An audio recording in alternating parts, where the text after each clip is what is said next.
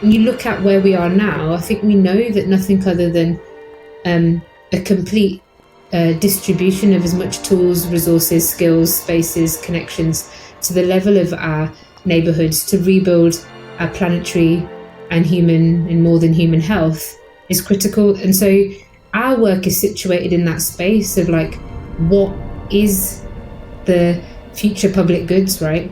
What are the things that are the moment that goes beyond all of the niche and beautiful, and how to demonstrate what needs to change in what we call the dark matter, our relationship with the land, governance, the way we design finance, our relationship with monetary layers of that work, knowing that capitals can be many and broad and not just financial. That our home streets and neighbourhoods are where life happens. The best of how we dealt with the pandemic was realised there. It's where mutual aid happens. It's where the world scoops you up. It's where imagination happens.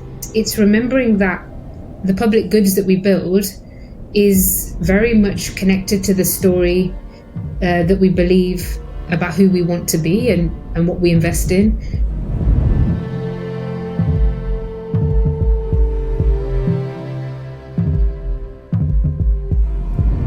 You're listening to the Spaceship Earth podcast with me, Dan Burgess. The story of Spaceship Earth is simple. We live on a life-giving rock called Earth, hurtling through space. Like a spaceship, we have a finite amount of supplies with an intelligent operating system called nature, which keeps everything replenished as long as we all respect it and participate wisely. In this podcast, I'm in conversation with folk involved in regenerating life, shifting consciousness and reimagining how we can live more beautifully and peacefully. I talk with artists, writers, activists, designers, adventurers, healers, farmers, creative mavericks, and more. Their stories invite us to participate in the co-creation of life-sustaining cultures, in service to life, becoming crew on Spaceship Earth.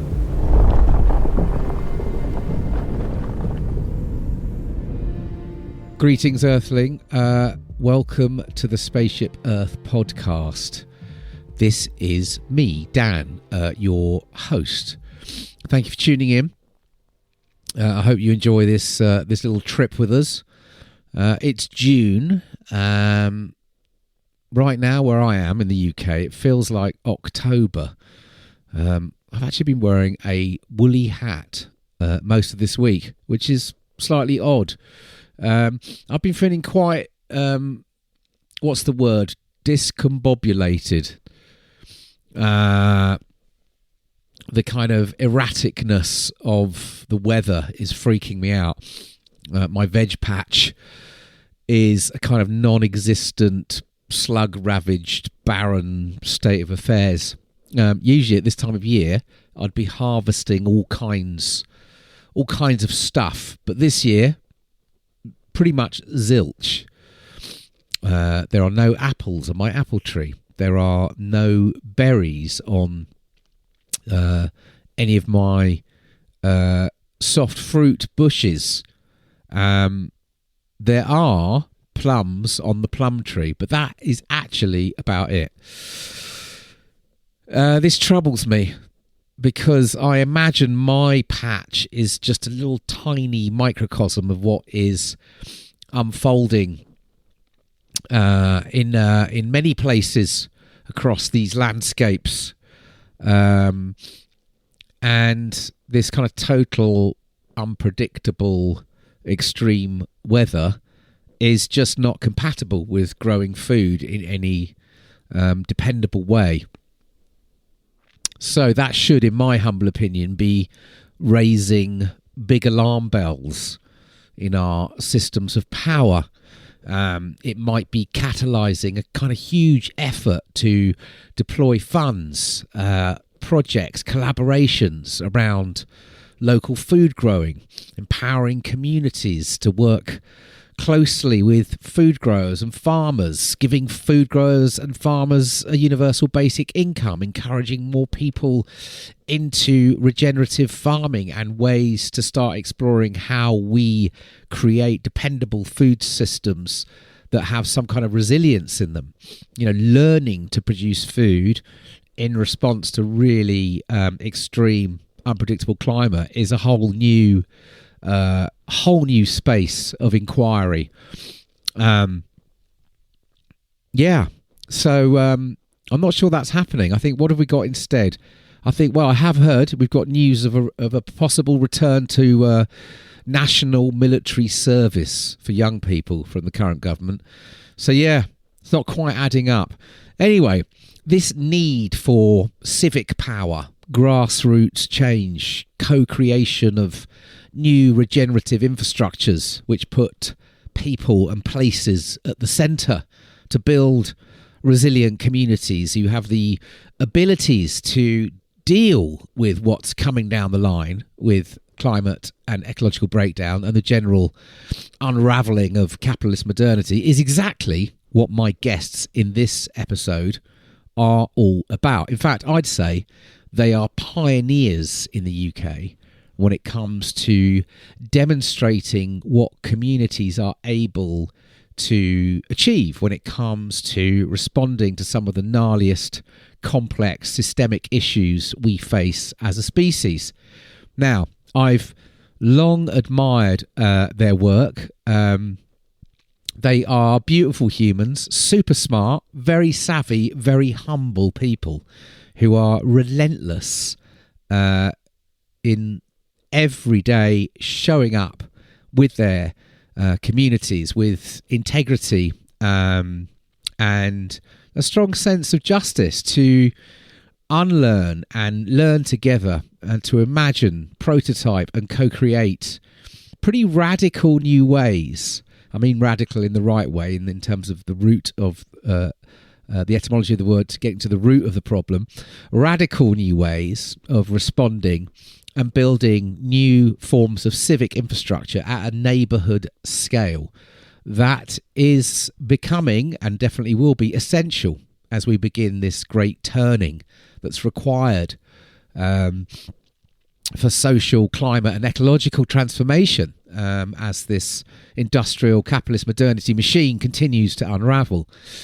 They do so many extraordinary projects, whether it's exploring and manifesting donut economics at a neighbourhood level, co-designing an entire approach to retrofitting homes as an entire street, or open sourcing research that seeks to understand the risks that UK urban neighbourhoods face over the coming years due to climate and ecological breakdown, and how streets are going to respond to a possible 3 degrees temperature rise.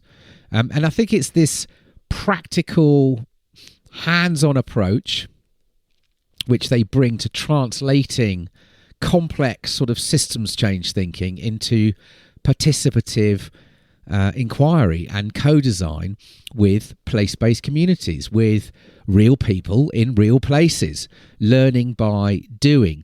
And this open source approach, they have this beautiful practice of documentation and sharing of everything that they do to allow others to learn and act, and creating these emerging connected ecologies of practice and action. All of this makes, in my opinion, Civic Square an absolute jewel of best practice. And in my humble opinion, they should be securely funded well into the future to allow them to continue to focus fully on this vital work. This phrase that's just popped up, think systemically, act in the hood, is how I might put it. So, let's cut to it. This is the Spaceship Earth podcast in conversation with Immy and Kavita Purohit from Civic Square, based in Ladywood in Birmingham, UK. Enjoy. You're listening to the Spaceship Earth podcast with my dad, Dan Burgess. Immy, Kavita, welcome to the Spaceship Earth podcast. Hello, Dan Burgess. It's good to see you. It's good to see you too. Let's just start this conversation is how I've been kind of kicking off with the episodes this year, of actually just stepping back into like kind of, thinking of this time that we're in. And yeah, I'm just really curious on the vibes question, like how are you experiencing things on Spaceship Earth, as it were, right now? How would you, from your own kind of personal sense, I'd be lovely to just get a sense of what are the experiences that you're sensing at this moment in time? And whoever wants to pop. Yeah, I'm happy to kick off on that one. This is it's a hard one, isn't it? Because we are like right in that moment where we can see more than ever the full scale of horror that is and has been in the experience of colonized peoples and occupied lands, and all the conditions that created so many horrors that we learned about when we were younger, and we thought it was never possible for that to be true in our lifetimes. And then we've watched them play out live over many decades. We've seen the extreme interconnection between that violence and our separation from nature, the land, and the consequences of our brutality on both people and the modern human world. And we know more than ever, don't we? We know more than ever the interconnections of cascading challenges and crises and how they interplay and how we arrived here, and both our incredible collective power as people, and then what also feels like an incredibly disempowering time to act. And like that's there all the time, and we're like living within it, and living within it then on a global and interconnected story, but also at the heart of it, like even where we live here in England, and the sort of final throes of an economic system that is extractive and violent, and even where it isn't, is no longer fit for purpose. And like we're all living and swimming within that, aren't we? And it's a lot. And we're both incredibly privileged and incredibly like part of a system that is incredibly damaging to our mental well-being, our relationships in places and so on. And that's like flipping gloomy. And in our work, we're inside that analysis and that both experience as well as theoretical, like looking at that picture all the time. And I feel so much hope and possibility of what I'm seeing behind all of what the mainstream media or large whether it's nations or accumulations of power around the world, what's happening. There's also the complete other story of people coming together and describing and demonstrating and experiencing and visioning and practicing transformation, and every like step of a new economy, of regenerative ways of being, of returning to knowledges and practices that we've been separated from, as well as combining them for new things and new possibilities. And being part of a team that is so in that, in an ecosystem that is so inspiring. I also, I'm very energized and mobilized by what it means for us to contribute our greatest responsibility and contribution to the time that we're here. So that's how I'm showing up. And some days I'm way more on one side and way more on the other, and experiencing some of those things in different ways.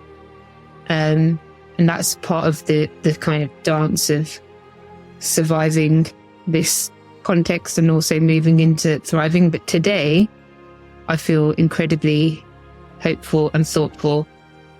And, well, I don't know if it's thoughtful. Readers, listeners, you can decide whether it's thoughtful. I feel hopeful and immense gratitude for the work that we're getting to do. So that's kind of like how I'm turning up and what's alive in my world and work.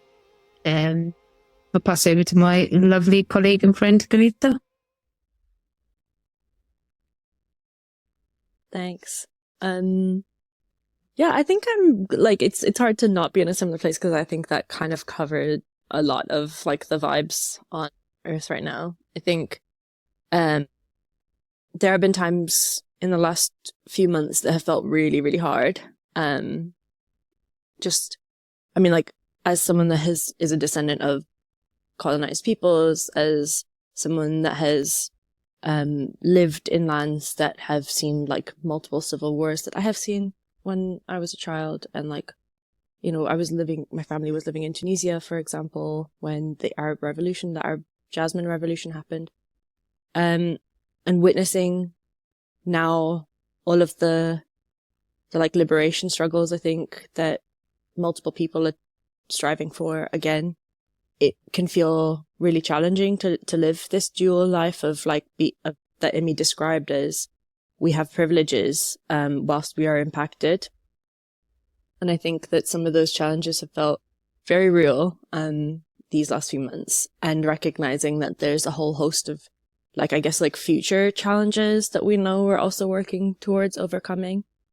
So I think that it's a pretty complex time to be witnessing and be part of.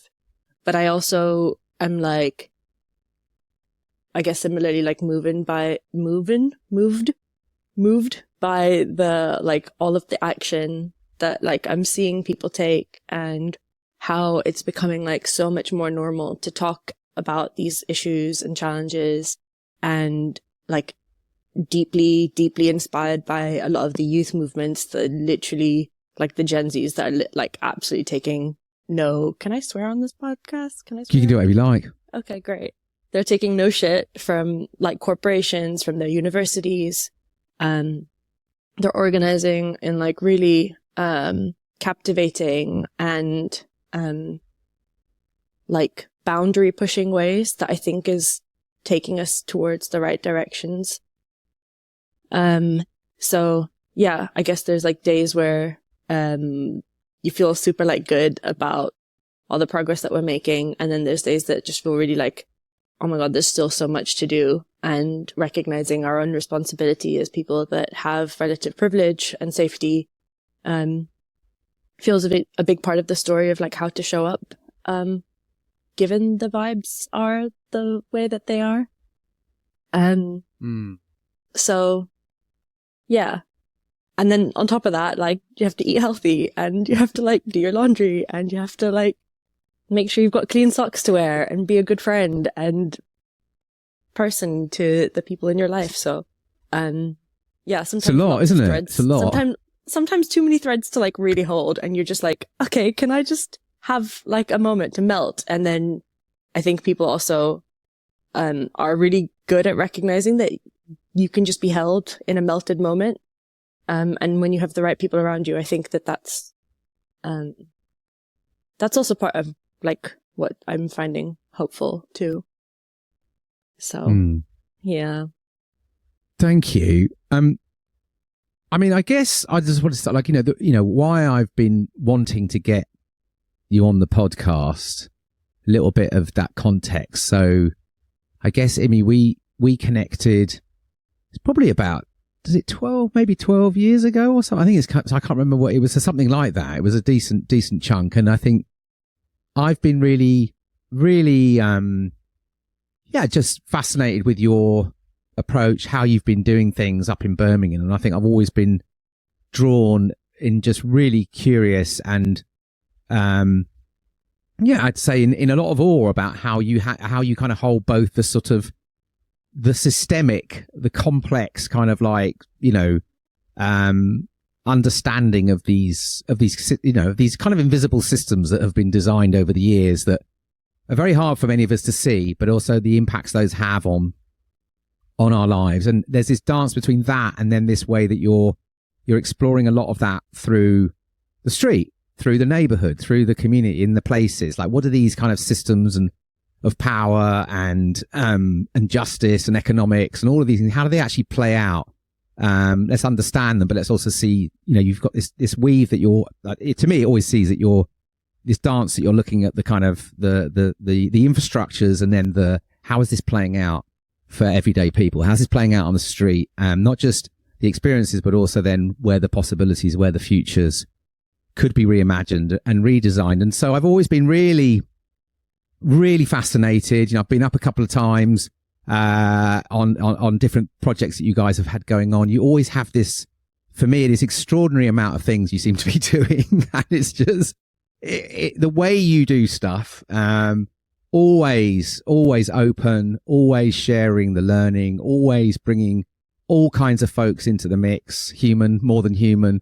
Everything about how I see you working has always just been, I've always been drawn to it. So I really wanted to, I guess that's the context why I really wanted to come in. I know there's a lot you do, and I know we've only got a short amount of time, and I know there's all kinds of projects going on, but I wondered whether, we could maybe speak a little bit to the work that's really alive right now for you both, to give listeners a sense of that. And I guess through that, a chance for people to understand, the kind of the why and the what that you're up to. So I don't know if that's a place we could start around this kind of like what's really alive in the plethora of work that you're doing as Civic Square, and, the whole kind of, ecosystem, I guess, or the ecology of work that you're part of.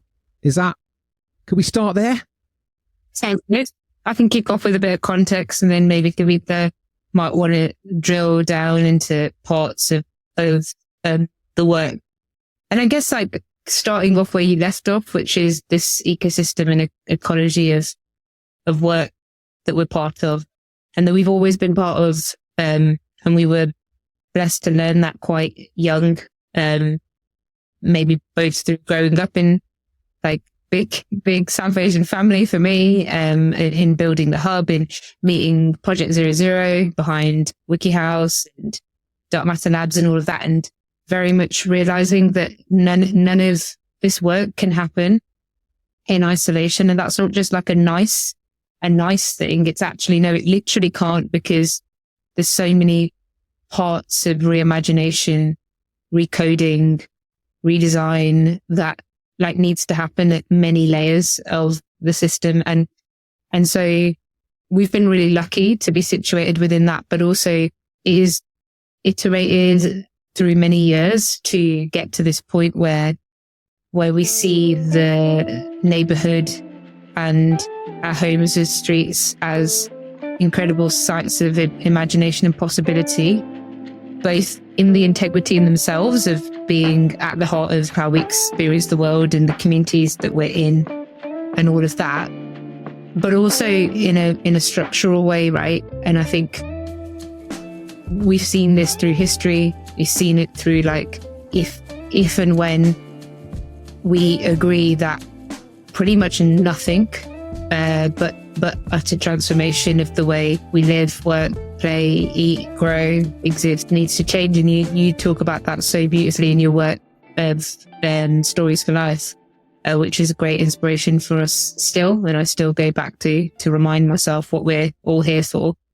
Then we know that, all across time, none of those transformations have really happened without some really similar patterns of organizing. And given that we're in England, this is a bit of an imperial example, and definitely examples of a lot of our welfare system being built on the spoils of empire. But I think it really has a lot of overlap with what I see our ecosystem and people doing this work who are trying and doing in many different ways.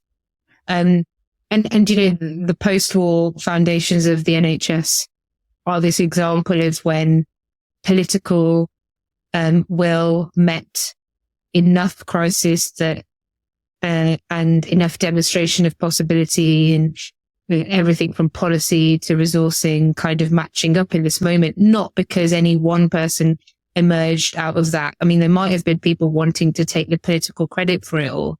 But it was this generational ecosystem of people working at many different layers that met a moment where the only way to rebuild our country, and I'm doing quotation marks because of all the things that we should be critical around, the war and, the way our welfare system was built up.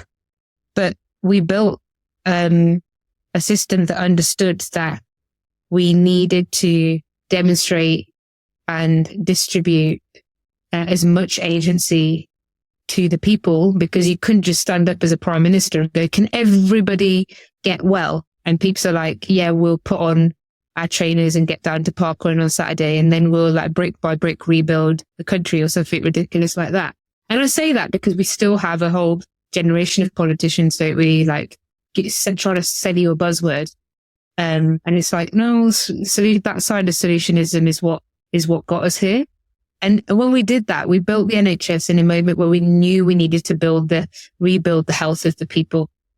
And we built the NHS, we built the regional, and we built the neighbourhood GPs, which essentially democratized access to people of the skills, the professional connections, the tools, the spaces that they needed to rebuild their physical health. And over a generation and many generations, okay, we've put a bit of a halt to that. As a society, we rebuilt so many layers of health, from the lives of, children to women, less people dying in childbirth and all the different things, right? And like the neighbourhood GP is this example of it, of democratizing that agency. And this was a huge infrastructure meets what does our country understand is important for the future. And not to romanticize it, to be really clear, I'm not romanticizing it. I get how much of a complicit role we have in taking more than we need whenever we feel like it at any cost. And I situate that in the tension that Kavita talked about earlier. Someone like me is a we on both sides, right? I'm here and part of those systems and here as a result of some of them. But this really matters because I think that when you look at where we are now, I think we know that nothing other than a complete distribution of as much tools, resources, skills, spaces, connections to the level of our neighbourhoods to rebuild our planetary and human and more than human health is critical. And so our work is situated in that space of like, what is the future public goods, right? What are the things that are the moment that goes beyond all of the niche and beautiful, and how to demonstrate what needs to change in what we call the dark matter, our relationship with the land, our governance, the way we design finance, our relationship with monetary layers of that work, knowing that capitals can be many and broad and not just financial. And so this is at the moment at the heart of our work in terms of demonstrating what a lot of that looks like. And again, I wouldn't necessarily say it's just new. It's like this weird tension between all that we've known for generations, that our home streets and neighbourhoods are where life happens. The best of how we dealt with the pandemic was realised there. It's where mutual aid happens. It's where the world scoops you up. It's where imagination happens. It's all those things. This is not new. I could see like my grandma being like, oh God, you guys are just realizing this now. And it's like not necessarily to do with us, right? Because the powers that have also been like forcing a very different story upon us have been substantial and insidious. And then from there, and then I'll shut up, is this thing that it's not necessarily just new either. When it comes to, a few days ago, we got the news and reports out that we all knew, if you're our age or your age, Dan, that Sure Start was such an important thing for childhood outcomes and changed everything, and for the educational and life outcomes of the children in the families that were around in that time. We ripped it all out. So in our story, it's not just about new, like we're building new civic infrastructure, right? No, it's remembering that the public goods that we build is very much connected to the story that we believe about who we want to be and what we invest in. That in my experience now as a geriatric millennial, is that that's both a story of remembering what we know.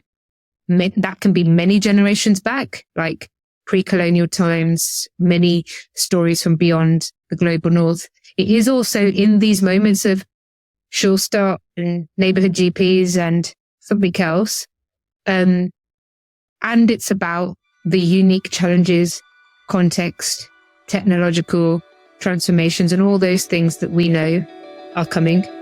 And so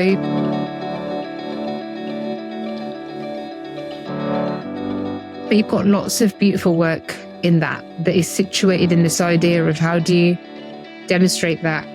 How do you distribute the most amount of agency, skills, knowledge, stewardship, ownership, governance down to the scale of the street and the neighbourhood, a size that is both intimate and beautiful, but also big enough to be replicable and part of future policy ideas. And we're dancing in that tension. It's really at the heart of what we're trying to do, and remembering that we are a small part in that wider generational shift, as opposed to being the thing. But, Civic Square, and thank you for the lovely things you said about us, like being able to operate at those different levels on the ground, but connected to global ideas is really about shifting this narrative about where that stuff happens in the ivory towers, and then the community does this nice other stuff.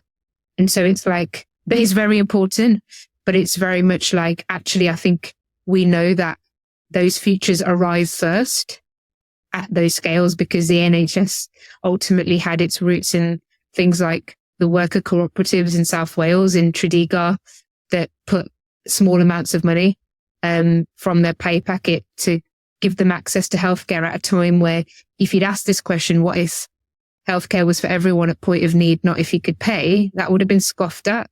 So when we're talking about what if the climate and ecological transition of our home streets and neighbourhoods were designed, owned and governed by the people who live there, yeah, I get it. People can scoff.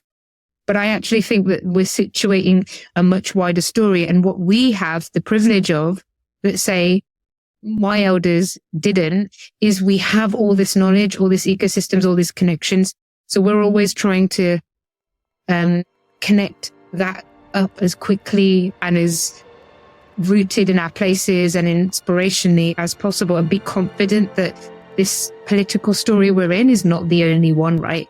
But I'm sure Kavita can also say lots more about some of what that looks like in different things. I just wanted to kind of give you a bit of a, like, where we're at, what's alive in the work for me and for us now.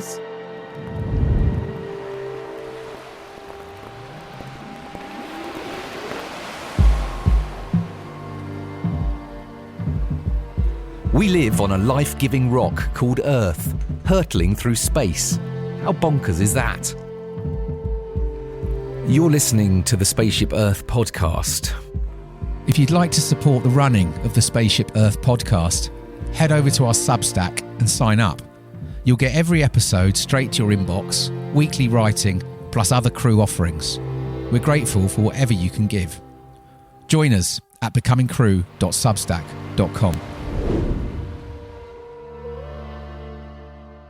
Thank you. I mean, just before Kavita, you can give us maybe some of that colour around the projects that you're that are actually alive, that help us to understand what that looks like. And but it's just Immy, just making me, there's a few things that were coming up I just wanted to play back. There's one about, I think there's something that Dougal Hine was putting in a way of thinking about what you were speaking to. It's like, well, what do we want to take with us into this future?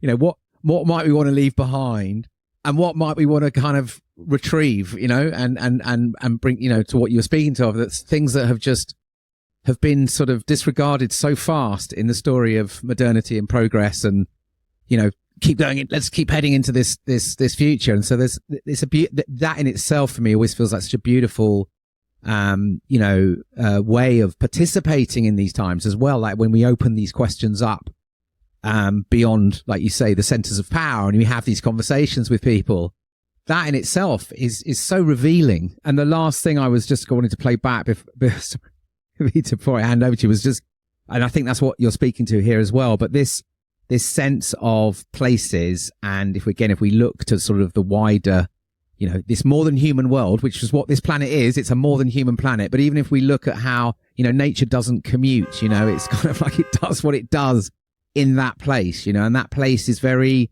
it's very, has its uniqueness, right? And there's so much that's contributing to that uniqueness. And I think it's the same when we think about some of what you're speaking to, how places, we need that kind of intelligence that's very of that place. We need to draw on that intelligence, amongst the human community, the more than human community, and it will be different from place to place. And that's where I think the beauty and the possibility lies, is when we're really kind of, you know what I mean? We're really rooting into the real flavor, the real kind of diversity of that place, and starting to think, well, how do we organize ourselves working from that place versus plonking it down, some kind of monoculture approach. So anyway, I'll stop there. Over to you, Kavita. Yeah, I mean, there's a lot that we're working on live at the moment. We're launching all of our trade schools for the year. And our trade schools are kind of where a lot of these ideas get situated and get shared. And we have two kind of strands to this. We have our neighborhood trade schools. So this is something that happens on a weekly basis on Tuesdays. And it's a space where everybody is welcome to come and share something, and everybody is welcome to come and learn something. And it's this kind of like peer reciprocal relationship that I think is one of the key factors that allows us to start building up some of that agency and ownership in spaces, that Immy spoke a lot to. We also have a second layer to this called skills to transition. And this is a little bit more, like higher skills slightly than just anybody being able to come in and learn something, or share something. And it's more specific skills around, the skills that are necessary for like the just transition that we're working towards.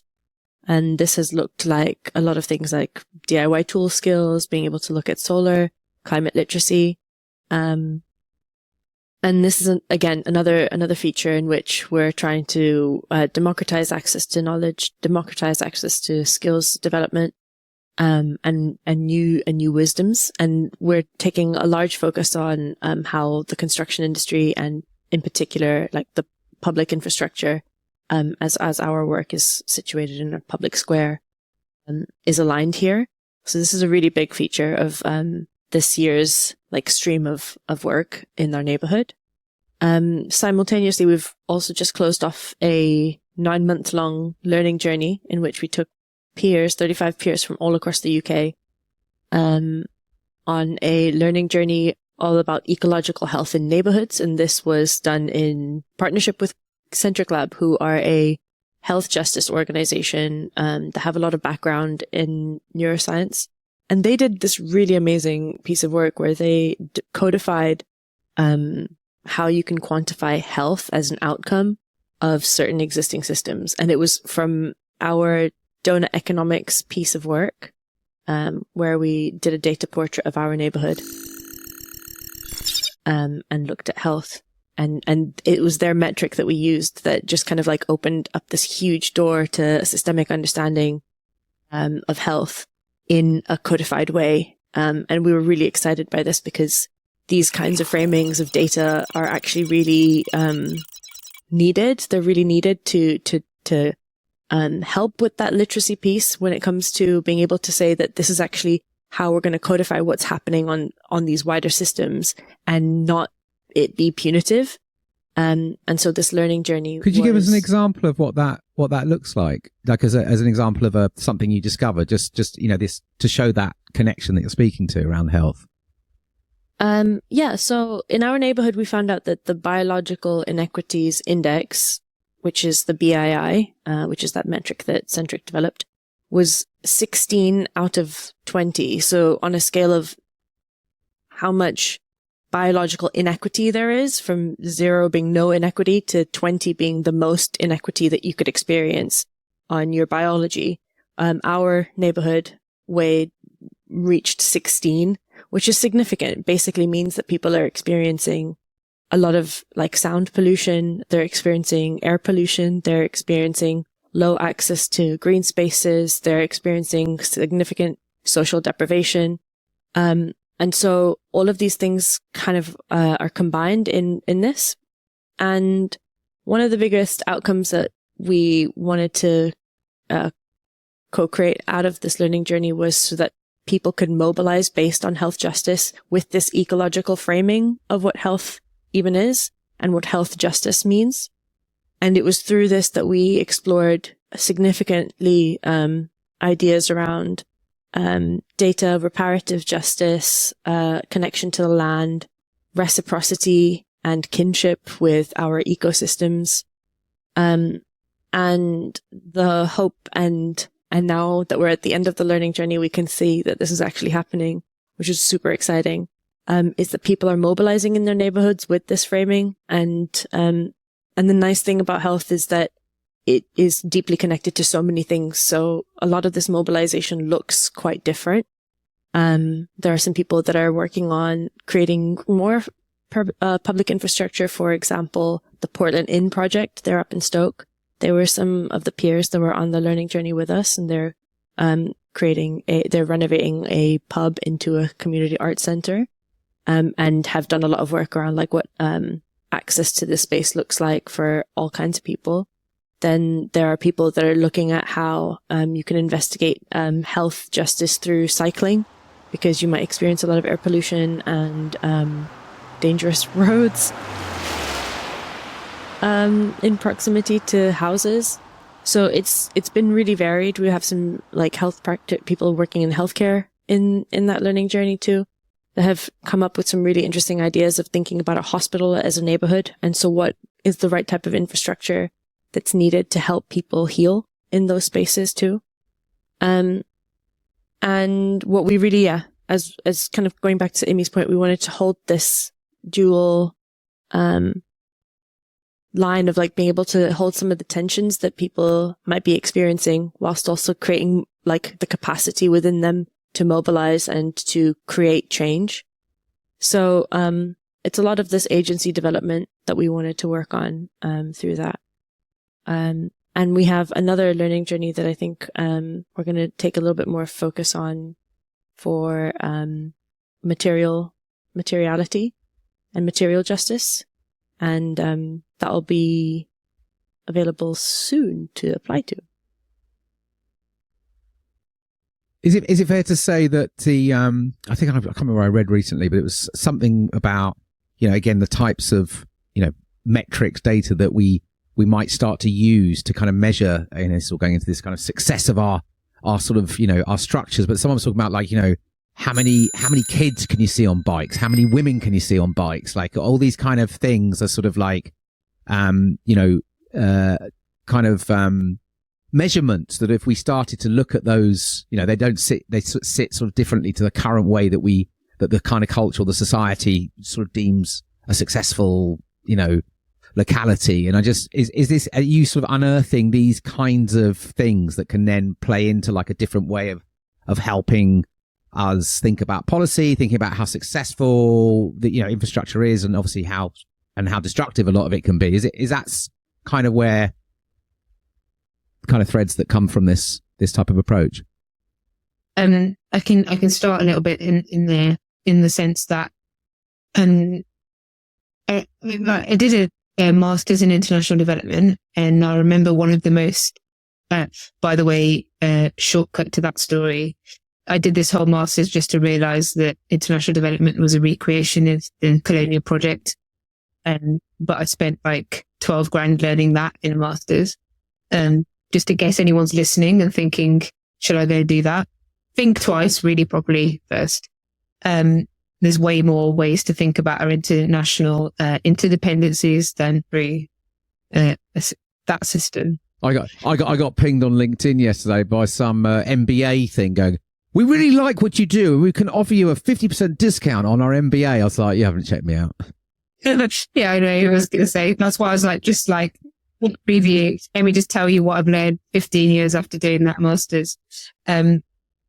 Although there were some really, really thoughtful practitioners in it and I learned a lot. But I remember this moment where there was this piece, this wonderful teacher, lecturer, Mustafa Osman, and he had worked all over the world. And he said, like, one of the first signs after war where you can see healing, or during war where you can see healing, even the tiniest sign of it is when the children start to play with whatever, right? And I just always remember that. And there's so many stories of that kind of thing that are alive now in the strength and conviction of the Palestinian people, for example, that we're seeing all the time, that amongst the horror, that there's these signs of life and that are so powerful, and not to romanticize that, because God,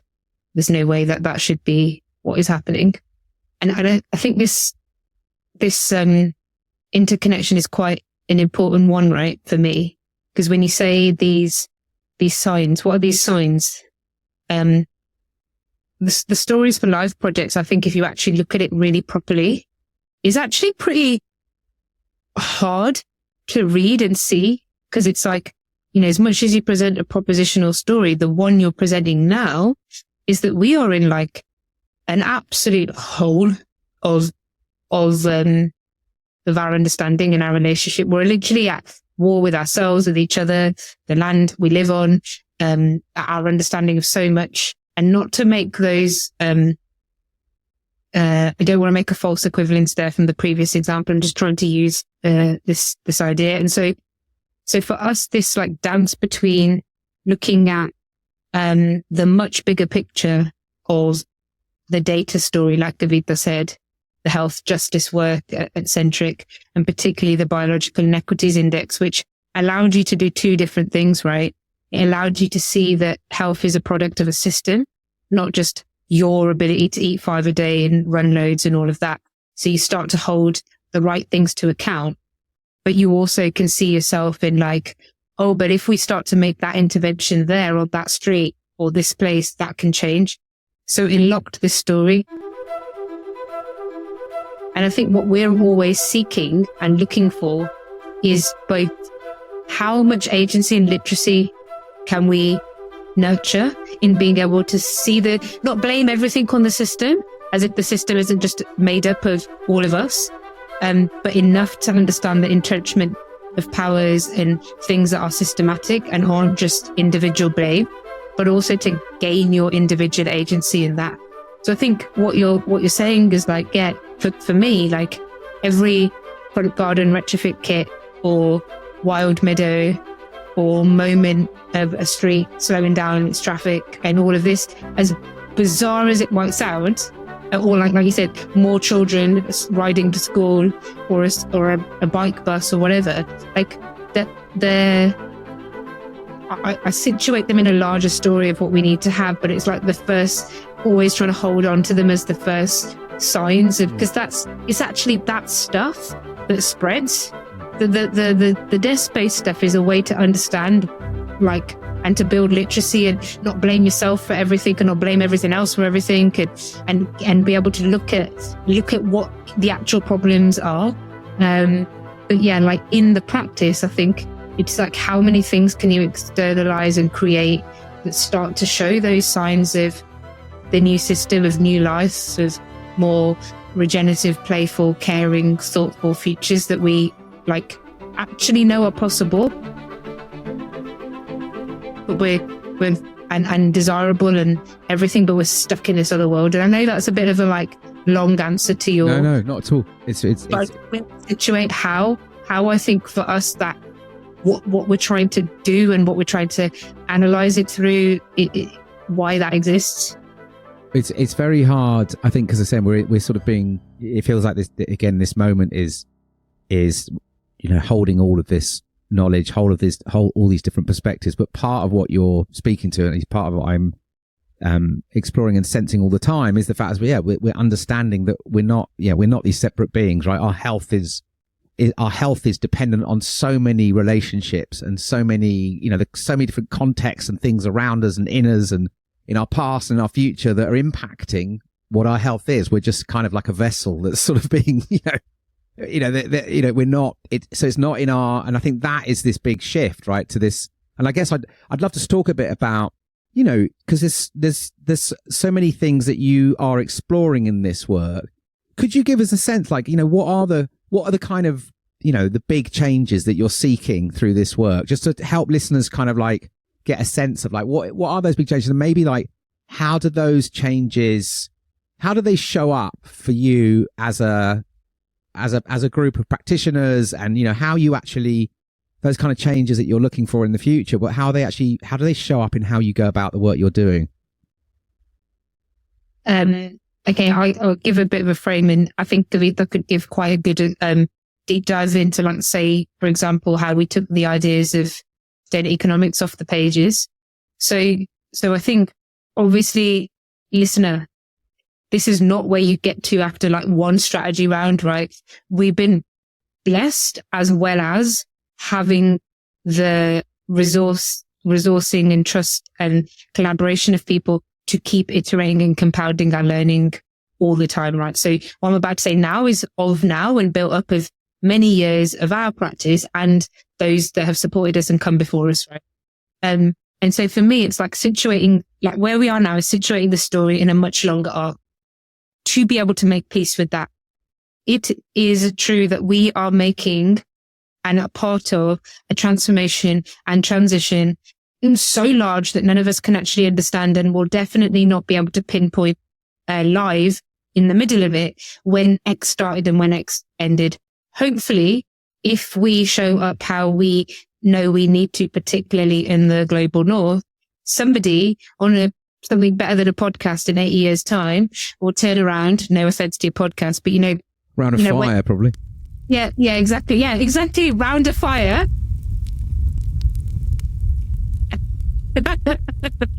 But somebody will look back, right, and be able to more situate like key times in which like our economic systems and our ideas of certain things changed and shifted, and like probably no particular names, but whole movements of things that changed that, right? That's what I think is that situating, first of all, the work much wider than this. So I think when we're talking about these big transformations, first, we're now in a stage of like trying to liberate ourselves from this idea that it's a 3-year grant cycle first, but not to hold ourselves off the hook. So it's just like a entitled, beautiful and exploration through, visionary ideas, and nothing ever happens with any urgency, is then situated between a pretty strong, and depending from which angle you come from, you might be rooted in your cultural histories, you might be rooted in other practices that are like non-Western and from other places and lands. It might be rooted in data economics. It might be rooted in the work you've done of Stories for Life. And somewhere in the middle, there is this thread, right, where we kind of know what sorts of things we're moving away from and what we're moving towards. I think those are two big frames for us. And then within that, like I said, Home Street neighborhood, super important site for practice, demonstration, radical imagination, unlocking what's already there, but demonstrating what future infrastructures, practices, cultures, ways of being, relating with each other, the land, etc. That's like our story. And through that, then we're trying to demonstrate very, very specifically through a number of key demonstrators. One, which is the donor that Kavita can talk about a little bit more. A second, which is a retrofit of a large old industrial site. There's a story of that 20th century economy into an example of the types of infrastructures we are talking about that need to sit at the heart of our neighbourhoods and what that looks like from all those layers. The land story, how it's stewarded, how it's owned, the governance, how it's financed, how we understand it.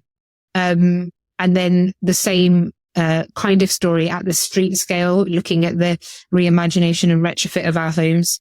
And what we're trying to do is now make that as tangible and practical as possible in lots and lots of creative ways, from trade schools to co-designs to deep dives into data economics to exploring ecological health to unpacking the co-design of the building together, to looking at materials, to the festival that by the time this podcast is out, probably the film Retrofit Reimagined film from 2023 will also be out. So like look it up and see some of that, which is again like the combination of everything. And so I think these fractal scales are really important, right? You have to be able to get up in the morning, get out, and your feet need to touch the land that you're in relationship with. You need to interact with the person who your work and your actions are going to intersect with. And they can't be some distant thing that you just like make a case study of and say, if we do this, this will happen. And I really stand by this because so many people will tell me that it's absolutely the only way, that we have to have this conglomeration in the center of our biggest cities like London, and philanthropy has to be there, and every think tank has to be there. And there's no other way of creating, distributed endowments and distributed infrastructure. And I'm like, I fight that. There's a role for that, but also, no, actually we can get out. And we can be and root our work in very different ways and distribute so much of that knowledge and thinking in many other ways. And so from that very real, like making your daily practices about the things that you want to impact, all the way up to connecting it to a story. And this is not me saying that those who don't do that work is not relevant, but we do need to have much more of a balance. And we need to have a much more of a dance between understanding how those many layers, I'm grateful for the think tanks and the framers and the policy people and philanthropy, but there's no condition that says we need it to be so centralized, so far away from the people, so rooted in like a 20th century industrial idea of how you build institutions, when we know all of those same structures, even if we can't situate ourselves back in history. We just go back 3 years, all of those same structures, actually where we had, this is going to sound a bit of a weird juxtaposition, but where we had the best of what happened in the COVID pandemic, philanthropy had to rely on like local partners, mutual aid happened, even the vaccine program, like it worked because of... Well, there's a trust you're talking about, really, that we had to step into the possibility of trust, didn't we? And social capital and what happens on the ground and connective tissue and all of this. And so it's not that we need either or. We just need a far greater respect for that. And so that's how we situate like the like a big picture and what we're trying to work towards, by making it tangible in the everyday, inspiring, exciting, connected, thoughtful, but then connected to a story that's way bigger than us. Because without that, I think we also kid ourselves about, and safely and thoughtfully as possible, bring people into this story of like the scale and the vastness of the ecological and social crises and inequalities that we, and planetary dysregulation is centric lab frame it, that we are in. And the neighborhood donut work was a good example of like taking like a dense text about the economy, obviously from an author that really made it like not as dense, and bringing that to life. I don't know if Kavita, you want to like touch on that a little bit, or Dan, you want to push on that. But I think this is like sort of the role we tried to play in that dance between where we are in the big picture.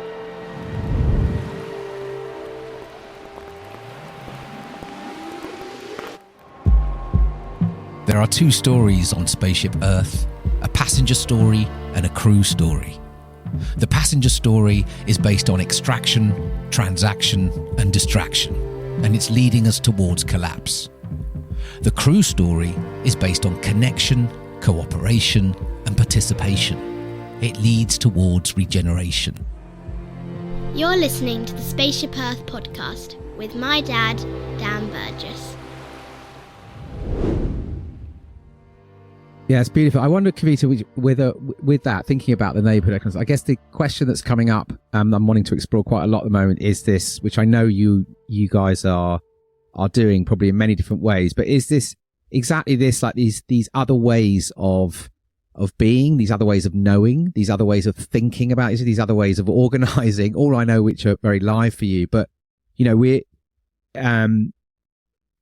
see, you know, so much repetition, so much perpetuation of issues because of this inability seemingly to open up to different forms of intelligence, different forms of, you know, building knowledge, different forms of showing up in decision making, different, you know, and that's of course a big question, and that might be about, you know, that might be temporal, looking kind of, you know, kind of from ancestral points of view. It might be thinking more than human. It might be just how we show up, you know, and invite different forms of knowledge from our communities. But it feels such a key part. It's such a big thread of that I'm really exploring through all of this work. And I would love to just, maybe when you talk to this stuff, maybe you could give us a little bit of an insight into that, kind of these different ways of thinking about knowledge and intelligence, and how you're kind of drawing that in to the work that you're doing. Yeah, absolutely. And I think this is such an interesting point to come in to share a little bit about some of our donut economics work, because I think that it's quite central to how we might even operate on an organizational level. I think so some of the ways that we've like taken donut economics as a theory, as an idea off the page in our neighborhood has been like quite multifaceted. And I think Immy mentioned a little bit of just like trying to create as many entry points as possible. And I think that the best part of the first 3 years of Civic Square, which was situated within the height of the pandemic, was how we used the idea of economics being about household management and turned that into an artifact about the front room as an entry point into a wider piece of infrastructure. And so we operated out of a boat there called the floating front room, just to kind of play on that idea. And it was always this entry point that brought people together, and whether people were able to talk about, you know, the like donut economics in the context of donut economics, or they were able to just talk about experiencing different parts of our economy. All of it was really welcome, and also there was also like no pressure for people to even have to talk about some of these things at various events and gatherings that we were able to put on, like in the park. And that brought us into doing a lot of like co-creation with our neighborhood. So we had a series of co-creation weeks, and this kind of ended up forming what is part of our community portrait of place. And that is kind of like one of the prongs of a portrait of place, which tells you, based on donut economics, where your neighborhood sits, how much thriving there is and how much not thriving there is. And yeah, so the co-creation weeks were one of the biggest ways that we were able to connect with our neighborhood, to understand what people's visions were, what people's hopes were, what people were expecting from the word thriving when they considered themselves as part of an ecosystem. We shared ideas from not just the team, but also from other practitioners and from outside Birmingham, as well as like tried to give as much platform to people within the neighborhood too, where it was right. We brought in the idea of neighborhood scientists, which is kind of like a riff off of citizen science, in which we and one of the major pillars of that idea is that there is renegade research, which basically means that anybody has an amount of intelligence that and ability to bring their experience and expertise into a space that allows for new perspectives to be brought to sense making and therefore decision making. And this was all done in conjunction to our more desk-based study called the Data Portrait of Place, which is what I was referencing before when I talked about how we use the Biological Inequities Index. And so we really wanted to make sure that these two things existed together, because that would help us have this like fuller picture of what our neighborhood is experiencing. And we basically found that there was a lot of people's needs weren't being met, whilst simultaneously like the local ecology wasn't being honored and respected. And at the same time, like on a global scale, our neighborhood wasn't able to respect the well-being of people worldwide, nor was it able to live within its planetary boundaries. And so this was a really, really interesting point for us, because we knew that then taking this further into our work provided a basis of interventions that we could reference back at every point of our more climactic studies, for example, or how we might design our building. And at the same time, the community of Portrait of Place gave us an understanding of what skills and what people there were in the neighborhood, and how we might, create more space for the neighborhood to be involved in this co-creation process for the site redevelopment too. And I think this piece around like decision making is really interesting, because the donut as a concept has it's like an emergent process in itself. There's a lot of recognition from the Donut Economics Action Lab deal team that there are lots of more perspectives that aren't really recognized in the original text, and how people might modify that to their own context, their own neighborhoods, their own habitats, is really quite important. So we just wanted to try and make sure that whenever we were making decisions within the neighborhood, we're trying to embody like all of the principles at the same time. So how can we operate from a place of abundance mindset instead of scarcity mindsets? How can we operate in a way that is enabling more regeneration and more distribution within the neighborhood? How are we inviting people into a space that allows for us to be able to be together and human together, and more than and recognizing that there's more perspectives that we won't be able to consider? And I think these kinds of questions we're consistently asking ourselves, and it's completely emergent, and there's no like answer yet, I think, to a lot of this. But I think we're always trying to figure out like how we can create the conditions that allow for some of these decisions to be made collectively, and to bring in the right types of knowledge systems, so that these decisions aren't also like made in isolation from people that have structural understanding of certain systems that do need that specificity too. So yeah, I don't know if that's kind of speaking to everything. Yeah, no, totally. And I guess it's making me think a little bit about, again, whether thinking about the role of sort of imagination practices and in this work, something again really interested in is both maybe you could give us an insight into like either what you're learning or how people are in the communities kind of imagining the future, bearing in mind obviously the shit ton of complexities we've got coming down the line, but how are they imagining what might be possible? I don't know if there's any way you could sort of give us a sense of some of these futures that are, or some of these ideas that are coming out in terms of what's happening through this work. How are people imagining that things could be?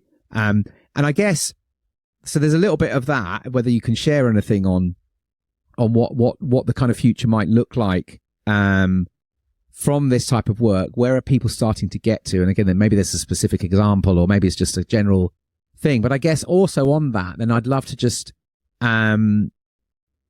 really interested in, this, been doing a lot of kind of exploration around the work we're trying to do with Becoming Crew is very much kind of like, we create this future in the now, right? So we can imagine these realities, and we can sort of create these kind of, very rich, images of what the future could be. But actually, my understanding, at least in highly sort of westernized cultures, we're not great at then bringing them into reality. So because it's that kind of sense of it's relational, right? It's like what we do now in the moment is creating these futures or not. So I guess I was curious whether there was, again, something, maybe a practice or something that you might share that you're working with that is helping you to create this kind of imaginative future today. Does that make sense? Okay.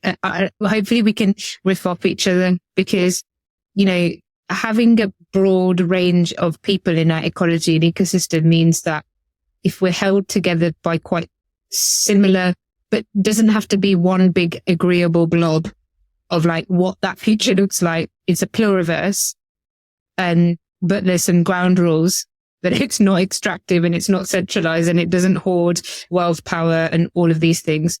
And it accepts the levels of complexity and interdependence that we're in. Means there's no straight answers. There's many answers, and they'll be created by many different people. And some of the priorities are to make sure that the starting points are broadly different. I think you could see when we did Retrofit Reimagined, to connect that bigger picture together, is that, we brought together many people beyond the built environment sector. Whether that was Abdi from Coffee of Freak talking about being from lands that were in connection with nature and people who lived on the land, and a deep return to our traditional ecological knowledges. Whether it was Josh and Araceli, who took an approach around the healing powers of a healthy home, or was Fazana Khan looking at it through a health justice and healing justice lens, or whether it was neighbours who were organising through their own insulation or front garden, or whether it was Dark Matter Labs looking at the big system story and how finance and governance, like for us, like in imagining that future, whatever it is, it's like first that reimagination point of view, even from like, who thinks this is something that they even need to interact with, right? And what are all the different ways that we need to start with that? Like how we might talk to Dark Matter Labs about, like the system conditions of why retrofit programs in the UK aren't working is different to how, not different in more important or less important, just different to the starting point that we might be with a neighbour on Link Road talking about a warmer, safer, healthier home that's cheaper to run, with a street that is more green and biodiverse and with better air quality. And that might start through a street party, rather than a co-creation lab with a partner, both of which are really important. And so, the how is that we have to understand that it isn't just a return to our traditional ecological knowledges. It isn't just the systems analysis. It isn't just any one part of this. It's curating spaces locally, nationally, beyond geographies, beyond place, beyond communities of practice, and that put different people in from many different starting points into spaces where they can think and reframe and reimagine the challenge. And I think it's like a big point, right? First, that I'm just framing that within, that we're always like, why it looks like we're always doing a lot. And probably, like you said, all those lovely things at the beginning about us. If you come to and speak to some of our team, they might be like, oh God, don't stand next to Immy for too long, because we'll be in a scenario and generated all these other ideas. But it's because of that, right? Because, we've got to keep doing anything and everything we can to break through the separation of these ideas, and these people into like new combinations. And we've got to see where those combinations take us, because the combinations we've been in up until now, the formations, they're at the end of their working life, right? If they're not fit for purpose anymore, and we don't know exactly what the other ones are, how many scenarios from literally being on the street in a street party to being on a national tour with 10 partners doing Retrofit Reimagined, like we have got to invest into that convening and that combination. And then it starts to look like a whole combination of very beautiful and practical things. And I can say that for me, as someone who's like been in the middle of orchestrating or supporting others to orchestrate some of this, whether it is a transition lab with, our partners at Dark Matter Labs, or a research deep dive with our partners at Material Cultures, or it's like a sewing and repair workshop with Kavita's mom, or if it's a big community festival, or a build, or a retrofit assessment. These are not stories where I personally like to create hierarchies between, or that's more important, because I think somehow the dance between it is what we're trying to create. And we're trying to create unlikely combinations to try and surface that thing of if you don't do anything different, how do you expect anything different to happen? Yeah. Is some of where we're at. And I think then every day in our work, this turns up in beautiful, beautiful ways, which I'm sure Kavita can share some, and I've got lots of other ones that I can also build on as well.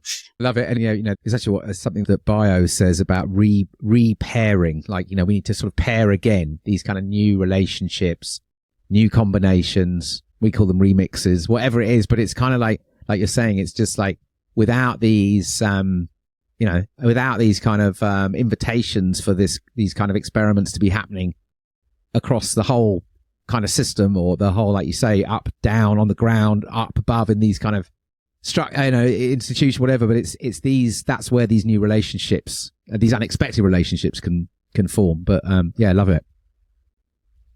Yeah, I mean, it's exactly this that I was kind of going to mention anyway, because one of the best parts of seeing some of this repair in action is kind of intersecting the community elements of being together in person. My mum joined one of our trade schools where we had a bit of a repair cafe going, and she's actually a pro sewer. She doesn't believe that she is, but she really is. She's so good.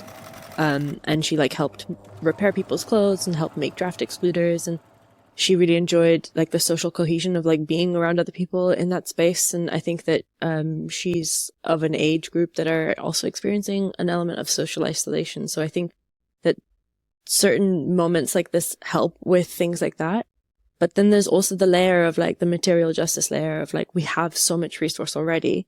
What does it mean for us to be able to care for it? What does it mean for us to be able to repair things that we already have, and to honor the resource that went into them, and to honor the materiality of the things that are so abundant in our lives already.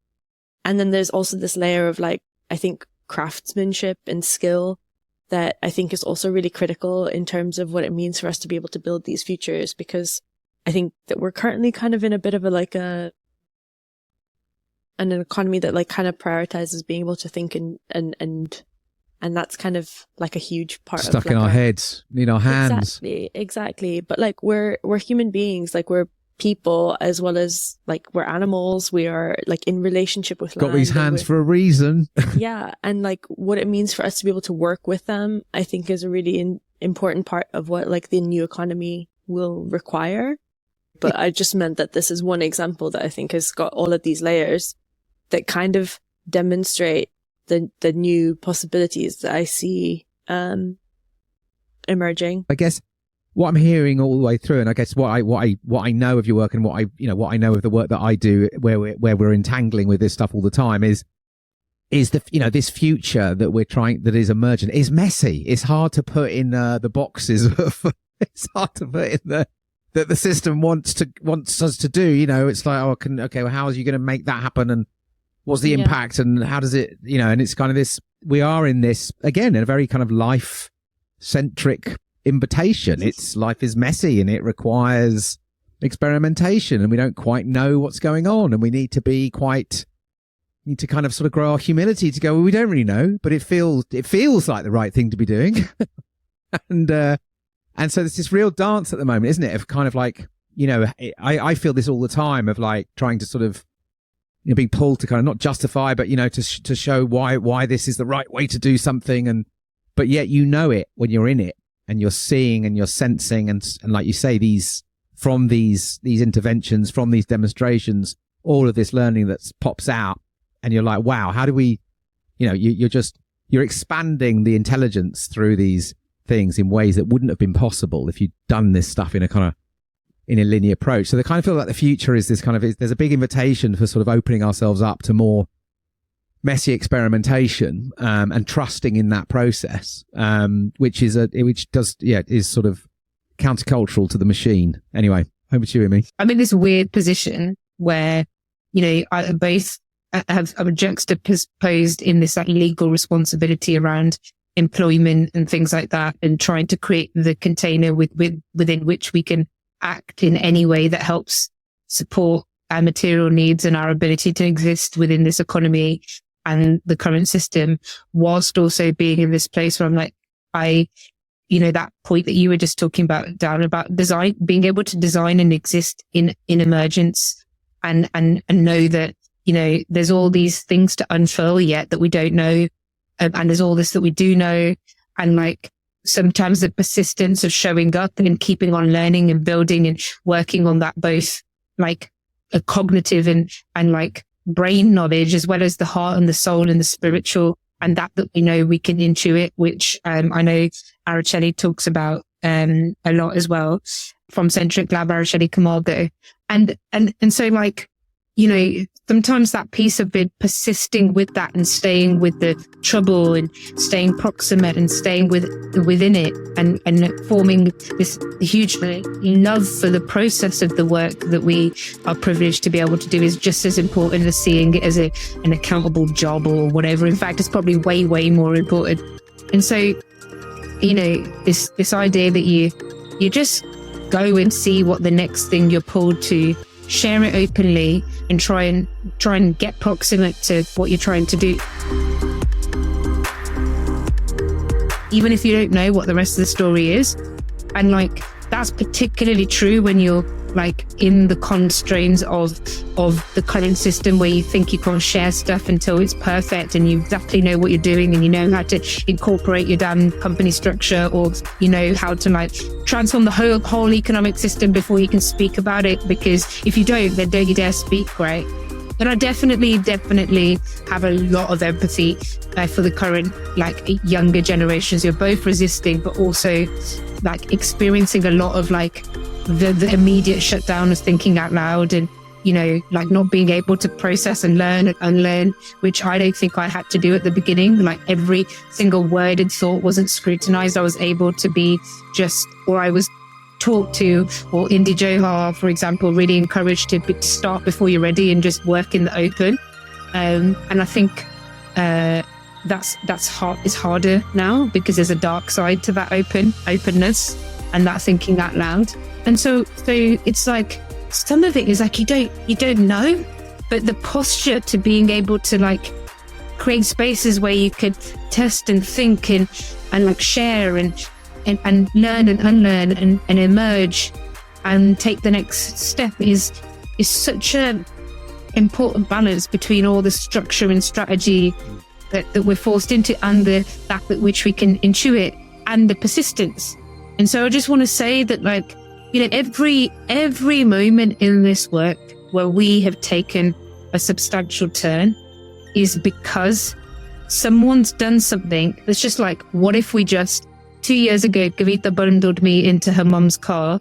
We stopped off at a train station on the way and got to a place called the Centre for Alternative Technology. I remember it clearly. I thought I couldn't make it. And within weeks, we designed nearly now 2 years worth of programs that unpacked so much with them. And so every bit that's been really worth it has been like adjacent and accidental to the actual strategy we were on. And then it's been like a dance between the two to be like, oh, it's that. So everywhere in our programs, like Kavita said, we're always like, can you just pull up a chair and have a coffee, or try a thing, or make a thing, or test a bit of water, or have a street party, or look at the quality of your air, or just turn up somewhere and someone to visit with us, or because it's like, so much of the fucking like, sorry, I'm going to swear. That's fine.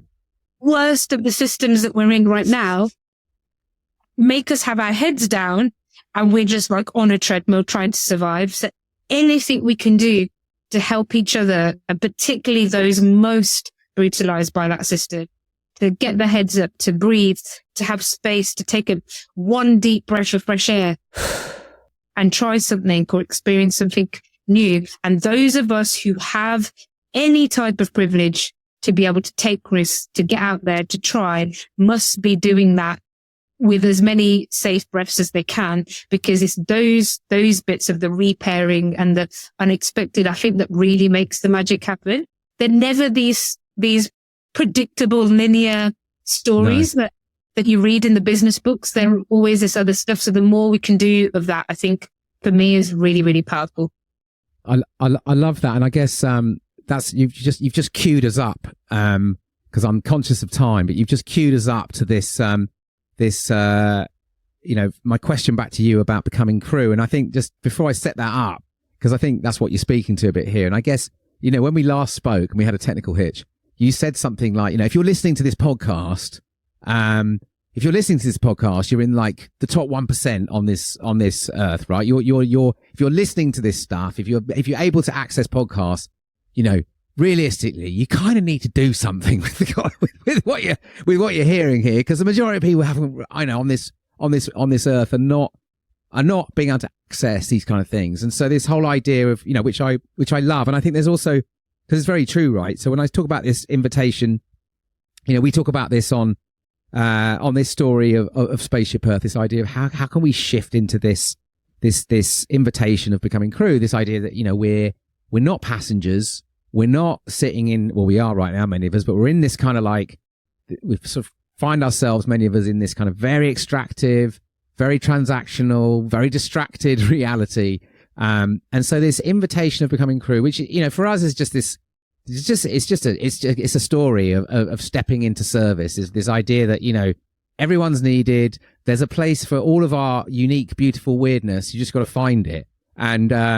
And then step in and become part of this. You're participating in this, as you've said in this conversation, into a big, long journey that's going to go way beyond our little lives. But it's kind of like, so I guess I'm just really curious, with everything that you guys do and all that you learn, what comes up for you? What would you leave our listeners with on that invitation? I would say to become crew, I think, something that I've said before, I think, is just that I think that everybody has like a role to play in this. And it doesn't necessarily matter like almost what that role is, as long as I think people are taking up these positions and like recognizing that there's like a lot of power in whatever positionality you might hold. And whether that means doing something like just including more radical lines and narratives in like the reports that you might already be writing, or whatever place you might operate within. I think there's ways to start pushing the fields that we're working within. And each of us have like specific skill sets that I think can be harnessed a little bit more strategically. And I think that, yeah, there's no like correct way to do something. I mean, like in emergent fields, right? Like it's literally a case of you have to kind of like roll up your sleeves and kind of get your hands in the dirt and figure out that, how you did something 5 minutes ago may not be how you did something, tomorrow. And actually that iterative process, is incredibly like part of what it means to be crew, as a collective, as we journey out of here, I don't know, out of this, the mess of the systems that we're currently in, and build like new systems. And there's no like right or wrong. We're literally just trying to figure it out loud, and collectively, and learn from each other at the same time. It's beautiful. Thank you. Over to you, Immy. So I think that it's sometimes easy to feel like the story of all we need to do is too scary, too big, too much to lose, full of doom, and like all of this, right? And so we've got to pay a lot of attention to our framing and how we're thinking of things, right? Like, and to all the culture wars of like people who are being honest about the scale of where we're at, our doomers, and, resistance versus terrorism versus colonialism versus occupation. Like, we've got to pay real attention wherever we can, because it is true that we don't need to get hung up on every last terminology to be perfect, but it is very important that we continue the arc of reframing the things that we know to be violent or extractive or just no longer fit for purpose. And everybody has a role for that. Just in the time I've been working, we've gone from nobody in the work that I was doing talking about the economic system to there not going a day where I don't hear the economic and land system and its reformation or transformation of being critical to loads of things. It's really important. The storytellers are at the heart, and to not be fearful about honesty. You might have to frame it in different ways. You might need to unearth people's lived experience. You might need to think about where it's appropriate and contextual to just come in with, like, do we know that the planet is burning as a result of fossil fuels, right? Maybe don't turn up in every single lunch or dinner with that, or maybe do. I mean, I do most of the time, find different ways.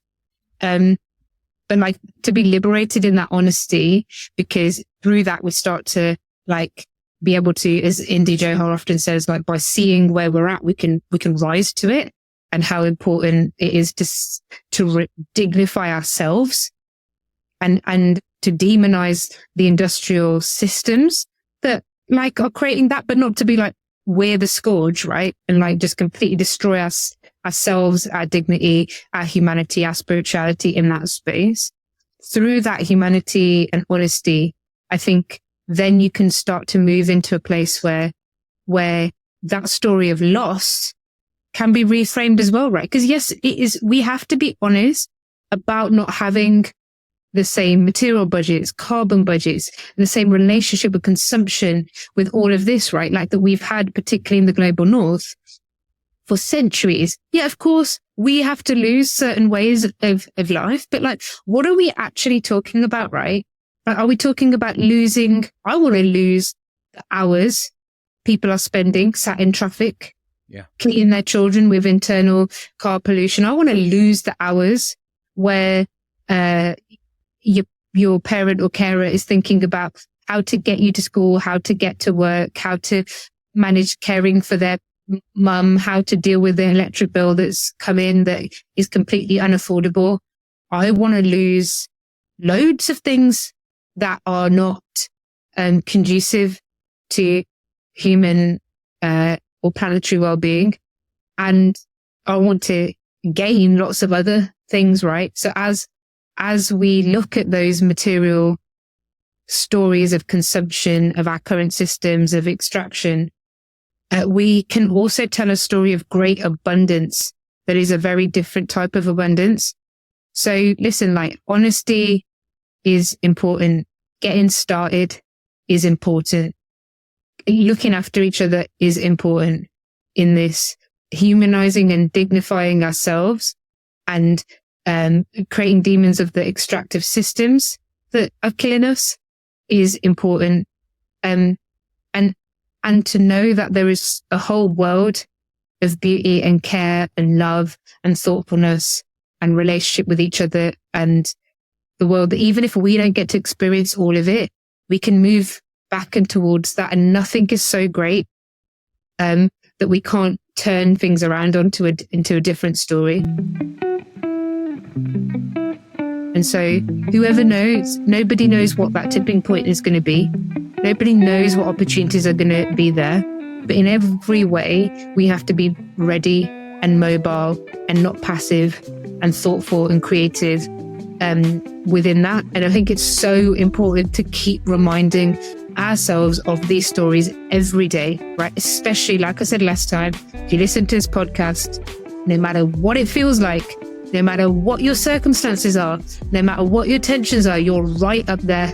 You're right up there with people who have the most amount of agency. And sometimes that can just be divesting from a world and a system, a story, a boycott, a way you spend your money, a conversation you have, all the way to spending your entire life trying to build this type of work.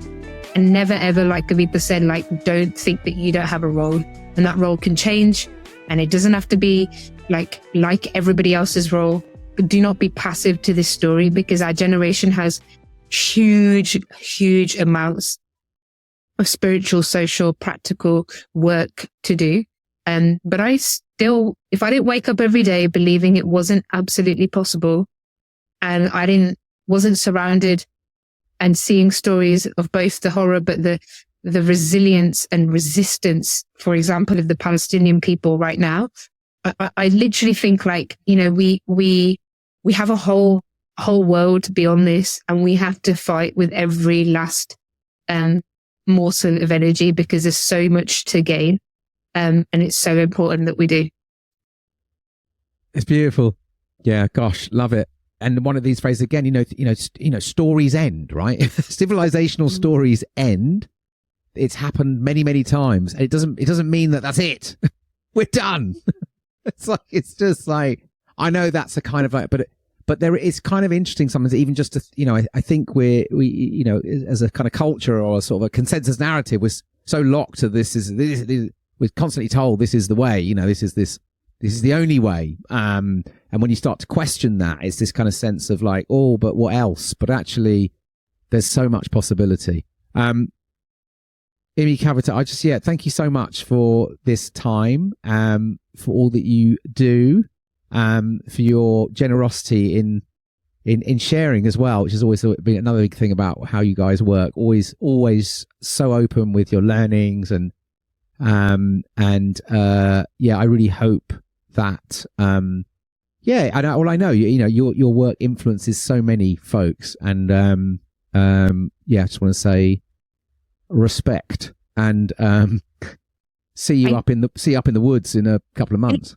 We'll see you at Timber Festival if anybody in the Swaddling Coat Forest near there somewhere, the woods. Please come and join us. And I want to say thank you for the time done and always spotlighting, and to note this piece that is very, we have a lot of gratitude for people looking up to the work, and like, we're not always going to get it perfect and right. But what we want to do is to create a culture in which we are sharing openly. We are talking about the tensions. We are trying to be accountable and responsible. We are trying to every stage, like, live talk through where we're at, what's live. And so thanks for the invitation to do that, and to do that safely and thoughtfully, and just an encouragement to everyone that keep creating the spaces where we can do this, because it's a real antithesis to the current, like I said, culture war that makes you barely be able to put your head above the parapet without getting shot being perfect. So thank you for that. Yeah, thanks awesome. So much. It's been lovely. Go well out there.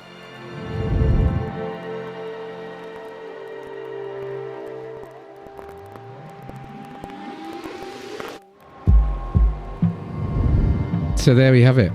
I hope you enjoyed that conversation with Immy and Kavita.